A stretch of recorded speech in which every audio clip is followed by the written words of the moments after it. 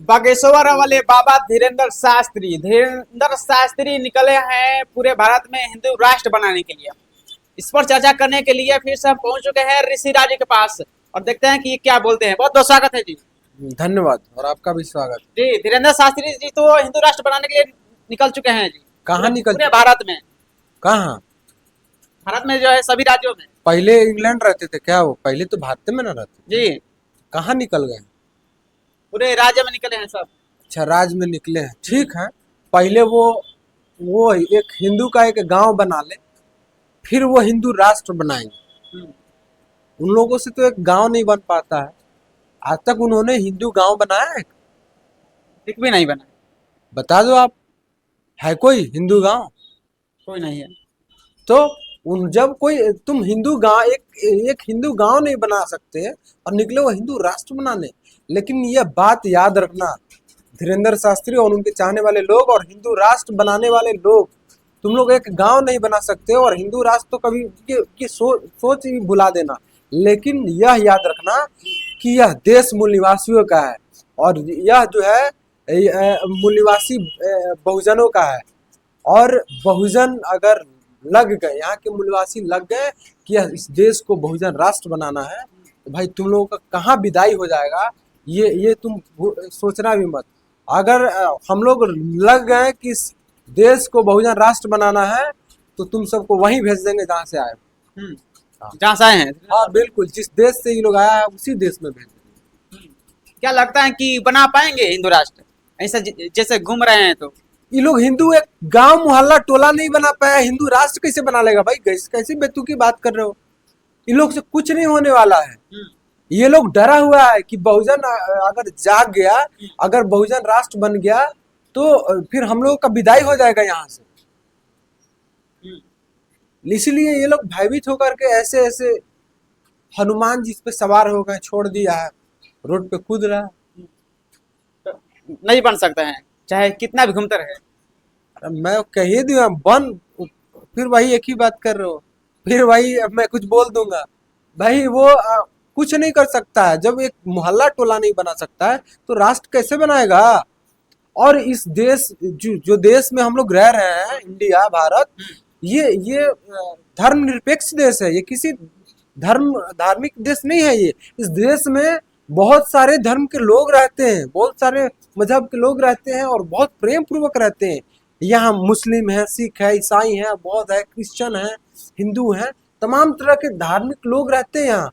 और ये धर्मनिरपेक्ष देश है। यहाँ किसी एक धर्म को ये कर देना ये कभी पॉसिबल ही नहीं है। ये कभी पॉसिबल नहीं है और ये बिल्कुल संविधान के खिलाफ है। और अगर करना भी होगा तो कौन सा नियम का फॉलो करना पड़ेगा? यहाँ कोई नियम नहीं है। इस देश में एक ही नियम है, वो भारतीय संविधान, जो बाबा साहब डॉक्टर भीमराव अम्बेडकर लिखे। इसमें इस देश में सिर्फ उन्हीं का नियम चलेगा और किसी का नियम नहीं चलेगा। उनके बाप दादाओं ने लिखा था मनुस्मृति, और मनुस्मृति के हमारे बाप दादाओं ने जला के और आग ताप लिए थे ठंडी के दिन। हाँ, और वो लोग चले हिंदू राष्ट्र बनाने। इसीलिए लोग विरोध करते हैं। वो लोग तो विरोध करेंगे ना, क्योंकि वो लोग चाहते हैं कि फिर से मनुस्मृति आ जाए, फिर से इन दलितों के गले में मटका और पद चिन्ह मिटाने के लिए कमरे में झाड़ू बांध दिया जाए। तो वो दिन दूर नहीं।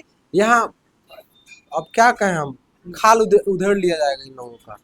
ये लोग हिंदू राष्ट्र बनाने चले हैं। यहाँ पहले अब एक हिंदू गांव बना करके आए वो लोग, और उस गांव को जो है प्रिंट मीडिया में डलवा करके दिखाया कि ये गांव हिंदू है और पूरी तरह से हिंदू राष्ट्र बन गया है। वैसा पॉसिबल नहीं, तब वो लोग हिंदू राष्ट्र बनाएगा। ज्यादातर कुछ कुछ बातचीत करते हैं धीरेन्द्र शास्त्री मुस्लिम समाज पर। मुस्लिम एक है तो हम लोग क्यों एक नहीं है? वो हम सब भी एक हैं। वो एक है वो, लेकिन वो खुद अकेला है। पूरा समाज एक है लेकिन वो खुद अकेला है, क्योंकि वो पगला गया है। वो पगला गया है कि इस देश को जहाँ सभी धर्म के लोग बहुत प्रेम पूर्वक रहते हैं, उस धर्म को सिर्फ उस देश को सिर्फ एक धर्म का बनाया जाए, हिंदू राष्ट्र बनाया जाए। ये कतई पॉसिबल नहीं है। और वैसे लोग बिल्कुल अकेले ही महसूस करते हैं। और मुस्लिम बिल्कुल एक हैं, क्योंकि उनके अंदर एकता है और वो लोग आपस में विभाजन नहीं करना चाहते हैं। भाई वो अगर वो कह रहा है कि हम लोग एक नहीं है, तो उसके इसका मतलब आपको यादव समझता है, आपको चमार समझता है, आपको दुसाध समझता है, आपको डोम समझता है, आपको मुसर समझता है, यही ना अगर समझता है क्या? अगर अगर हिंदू हो तो ये सब नहीं समझना चाहिए। अगर वो हिंदू, अगर आप हिंदू होते तो आप लोग ये जात नहीं होते। मतलब आपको अलग अलग जाति समझता है। अगर और उसके बावजूद भी वो कह रहा है कि भाई मुसलमान को से लड़ना है, आप हिंदू बन जाओ। भाई मुसलमान से क्यों लड़े?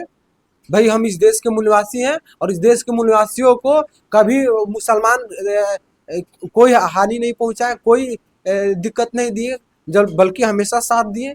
बाबा साहब डॉक्टर भीमराव अम्बेडकर जी जब संविधान सभा में ये कर रहे थे, दलितों के लिए लड़ रहे थे, यहाँ के मूलवासियों के लिए लड़ रहे थे, तो वो लोग जो उनके पूर्वज थे जैसे गांधी, वो मुस्लिम भाइयों को तैयार कर रहे थे कि भाई आप चलो अम्बेडकर का विरोध करो, बदले में आप ब्लैंक चेक ले लो, ये प्रॉपर्टी ले लो। लेकिन हमारे मुस्लिम समाज के लोग कहें कि भाई हम ऐसा कैसे कर सकते हैं? जब अम्बेडकर हमारा कभी विरोध नहीं करते हैं बल्कि हमेशा साथ देते हैं, तो हम उनका विरोध कैसे कर सकते हैं? उन्होंने नहीं किया। तो सदियों से इतिहास गवाह है कि भाई यहाँ के लोगों के लिए मुसलमान हितैषी रहे हैं।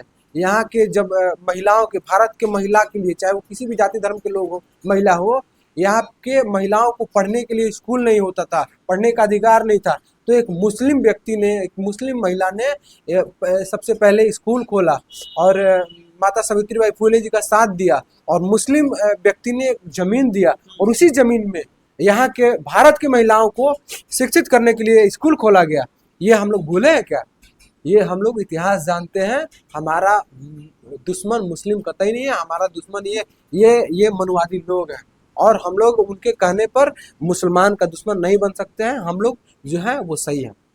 वो लोग मुसलमान से लड़े, हम लोग मुसलमान से जिस दिन वो लोग लड़ने आएगा, हम लोग मुस्लिम भाइयों के साथ खड़े होंगे। अगर मुस्लिम भाई का एक सर कटेगा तो हम अपना 100 सर कटाने के लिए तैयार हैं। अच्छा, एक और सवाल है, जैसे ग्वालियर में बाबा साहब को मूर्ति को लेकर कुछ हंगामा किया गया था, और भी उसमें कोई कह रहा था कि जो बाबा साहब है ये संविधान निर्माता नहीं है, BN राव हैं। इसको लेकर क्या कहिएगा? देखिए, अब बेतुकी बातें, अब जब वो संविधान नहीं बदल पाए, बहुत प्रयास किए कि वो संविधान बदले और संविधान नहीं बदल पाए, तो अब बाप बदलने चले हैं। वो एक तरह से यही कहा जा सकता है कि भाई संविधान को लिखा अब दूसरे ने। पहले ये लोग कहते थे बाबा साहब, फिर भाई मोदी, तुम्हारा जो नेता मानते हो मोदी, कहते हैं कि भाई ये संविधान बाबा साहब ने लिखा, ये तुम्हारा नेता कहता है। और एक वो अनिल मिश्रा कह दिया, तो भाई तुम लोग ये, और कुछ पियक्कड़ और लठैत लोग जो है तुम्हारे समाज के कह रहे हैं BN राव संविधान लिखे, तो तुम मान जाओगे? मतलब तुम मोदी को नहीं मानते हो, तुम अपने बड़े लीडरों को नहीं मानते हो? भाई ये बेतुकी बातें छोड़ दो। ये संविधान बदलना और संविधान के निर्माता को बदलना तुम्हारी बस की बात नहीं है। ऐसा क्या कर दिए थे BN राव की BN राव के लोग नाम ले रहे हैं? तो BN राव भी एक संविधान सभा की कमेटी में एक सदस्य थे, सिर्फ एक सदस्य थे और एक सहयोगी थे। संविधान बाबा साहब डॉक्टर भीमराव अम्बेडकर जी ने ही लिखा है। आप बहुत सारे फोटोज वीडियो देख लेंगे, BN राव तो खड़े रहते थे बाबा साहब के बगल में चाय पानी लेकर। साथ ऐसा भी हो सकता है, हो सकता है कि फॉरवर्ड कास्ट होंगे इसलिए बोल रहे हैं BN राव को। बिल्कुल, वो BN राव फॉरवर्ड कास्ट के थे, उनके बाप दादा उनके पुरखे थे, इसीलिए वो लोग कहना है कि BN राव ने संविधान लिखा। लेकिन BN राव की औकात यही थी कि बाबा साहब के सामने, जिसे वो कुर्सी पे बैठे थे, बगल में वो चाय और पानी लेकर के खड़े रहते थे। BN राव की यही औकात थी। और तुम बता रहे हो कि BN राव संविधान के निर्माता है, ये भूल जाओ। संविधान को बदल नहीं पाए, संविधान बदलने का प्रयास कर रहे थे और संविधान को बदल नहीं पाए, तो अब संविधान के निर्माता को बदलने चले हो। अपने बाप को भी नहीं बदलता भाई, कितना नीच नीच काम करोगे तुम लोग? अपना बाप बदलने चलो, बाप नहीं बदला जाता है। गजब बात करते हैं ये सब। ऐसा नहीं होना चाहिए, और बाद में हिंदू राष्ट्र बनाने की बात करते हैं। हाँ, और फिर संविधान नहीं बदल पाए तो हिंदू राष्ट्र बनाओगे? बनाओ। बगेसरा घूम रहा है, वो क्या कर लेगा? हिंदू राष्ट्र बना लेगा? वो हिंदू गांव नहीं बना पाएगा। खाली घूमने से 3 दिन चला, पैर में छाला पड़ गया। हमारा समाज सदियों से चलते रहा है सड़कों पर, सदियों से हमारा कमेरा समाज, किसान समाज से हम लोग आते हैं। और हम लोग जब अगर बहुजन राष्ट्र बनाने चल देंगे ना, तो तुम लोग का सब विदाई हो जाएगा। जिस देश से वापस आया था, उसी देश से वापस हम लोग विदाई कर देंगे। चलिए, बहुत बहुत धन्यवाद।